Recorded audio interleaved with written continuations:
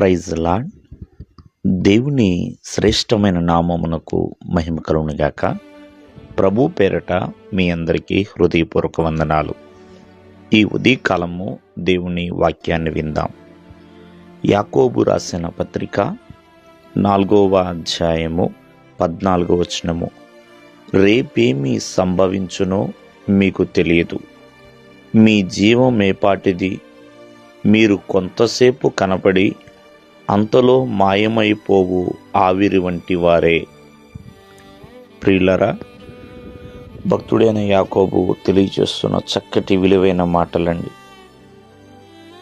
రేపేమి సంభవిస్తుందో మనకు తెలియదండి. ఎందుకంటే నిన్నైనా, నేడైనా, రేపైనా ఈ మూడు కూడా మానవ జీవితంలో చాలా ప్రాముఖ్యమైనవే. కావున నిన్న గతించిపోయింది, నేడు జరుగుతుంది. మరి రేపేం జరుగుతుందో తెలియదు. కాబట్టి రేపటి గురించి అతిశయం అనేది పనికిరాదు దేవుని ఎదుట. అటువలే ఇక్కడ ఒక విషయాన్ని మనము మనస్సును పెట్టాలి.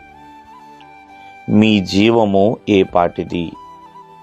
దేవుని వాక్యం సెలవిస్తుంది. ఎంతోమంది భక్తులు తెలియజేశారండి, మన జీవము గడ్డి పువ్వు లాంటిది అని.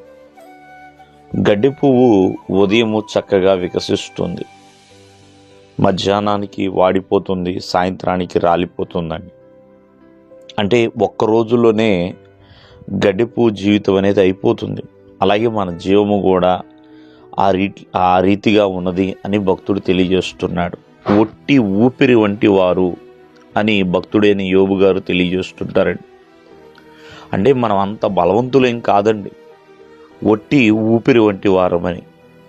ఒక ఆయన తెలియజేస్తున్నాడు, సాగిపోయే నీడలాంటి జీవితం మంది అని. నీడ ఎలా సాగిపోతుందో మన జీవితం కూడా అలా వెళ్ళిపోతుందని. ఇంకొక ఆయనేమో పరుగువాని పందెము లాంటిది అని తెలియజేస్తున్నాడు. ప్రియులరా, పరుగువాని పందెము ఎంత వేగంగా ఉంటుందో అలాగే మన జీవము కూడా అంత వేగంగా వెళ్ళిపోతుందండి. మన దినములు కూడా అంత ఫాస్ట్గా గతించిపోతున్నాయి.